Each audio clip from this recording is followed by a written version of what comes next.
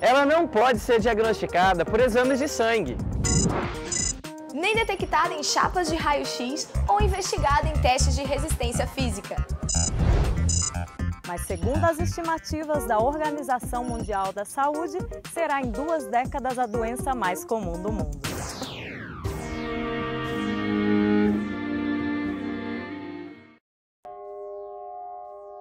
Na verdade, o meu problema com a depressão ela surgiu referente a relacionamento, a término, né? Ruptura, na verdade.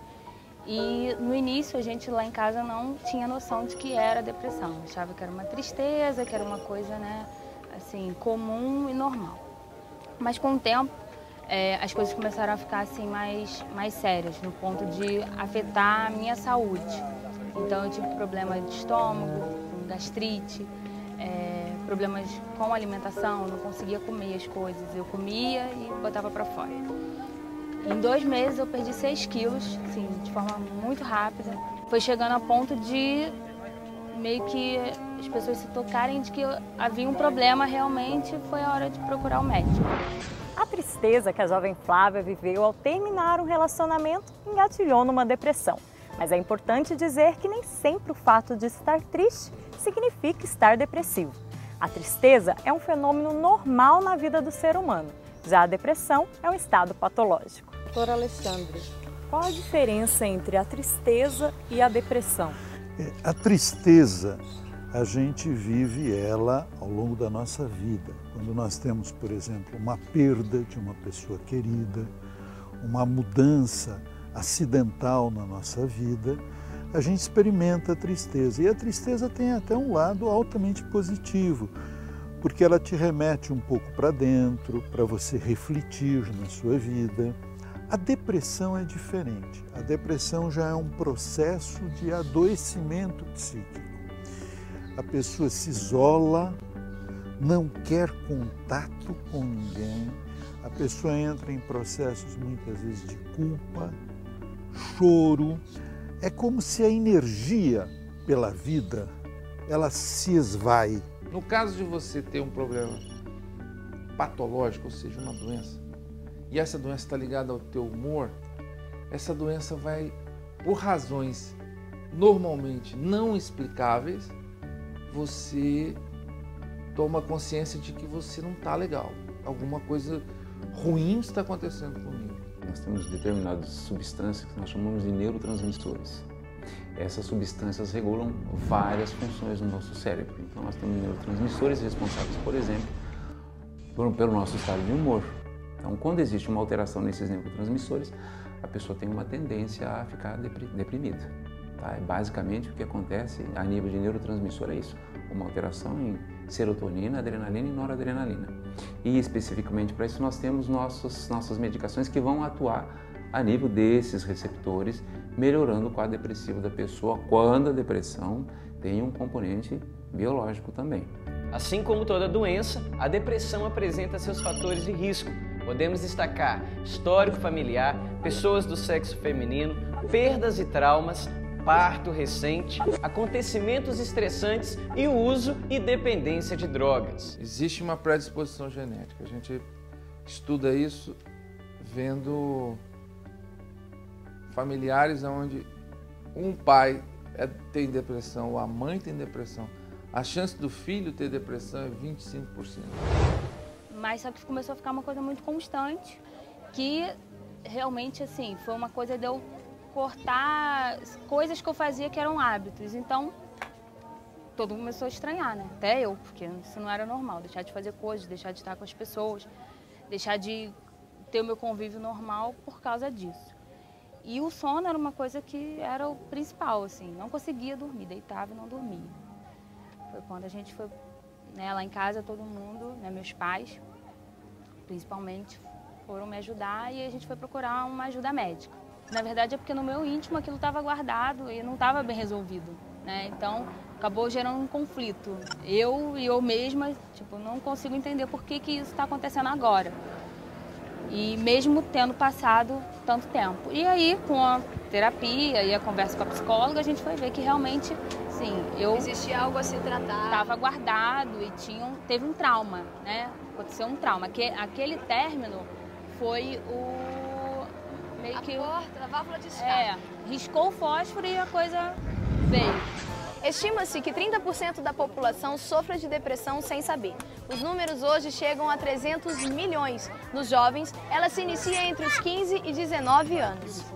Você sabia que a mídia pode contribuir e muito para engatilhar o quadro da doença? A TV, a rádio, a internet, enfim, elas pregam uma moda perfeita.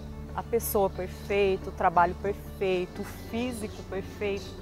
Como que hoje o jovem ele pode lidar, como fica a cabeça dele com essas informações? Todas as pesquisas modernas sobre depressão, feitas nos Estados Unidos, na terapia cognitiva, elas apontam na direção de que existe uma crença fundamental na pessoa para ela se inserir neste pesadelo da depressão, que é basicamente a crença de que eu preciso ser perfeito.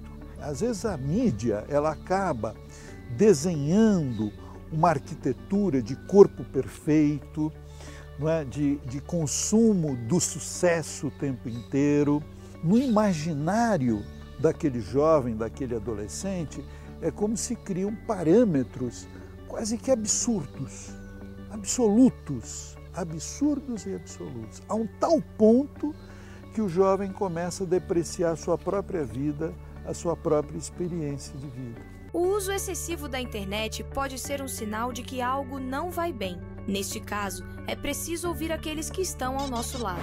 E na verdade não é só o comportamento da depressão, a timidez, as inseguranças, elas também podem ser potencializadas pelo uso excessivo da internet. Então, o que a gente costuma dizer é, primeiro, aquela pessoa que está do seu lado ali, que está vendo que o teu comportamento está passando do limite, ela não é chata. Ela está enxergando alguma coisa que você não está conseguindo ver.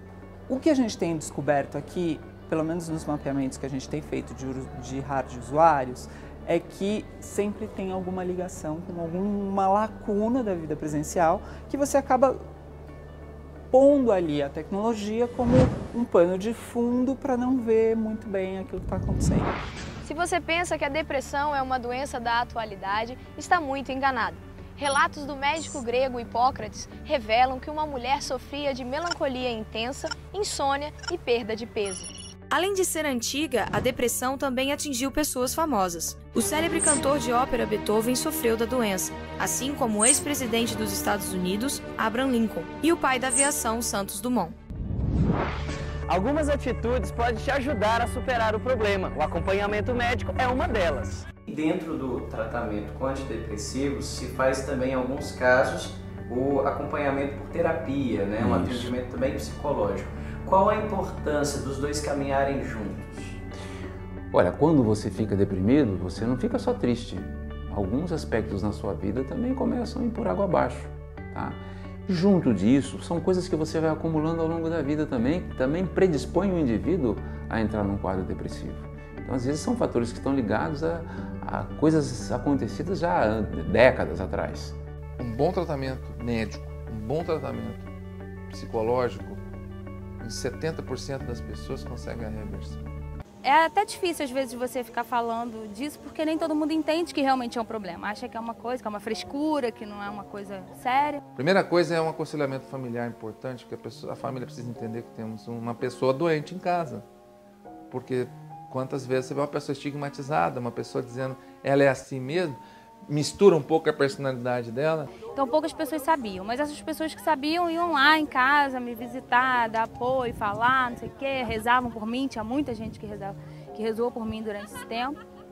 E aí, com certeza, isso foi ajudando ainda mais para que eu buscasse, né, me levantar.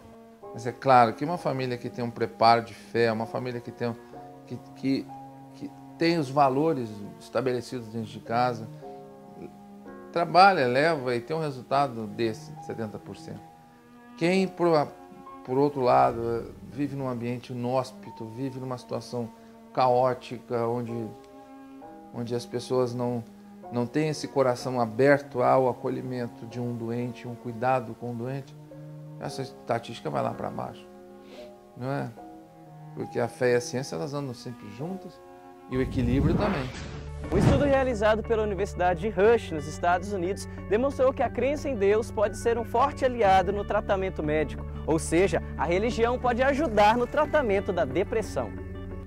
Padre, e a pessoa que vive esse quadro, ela pode se perguntar: onde está Deus nessa situação, nisso que eu vivo? Ele justamente está em você, está caminhando com você.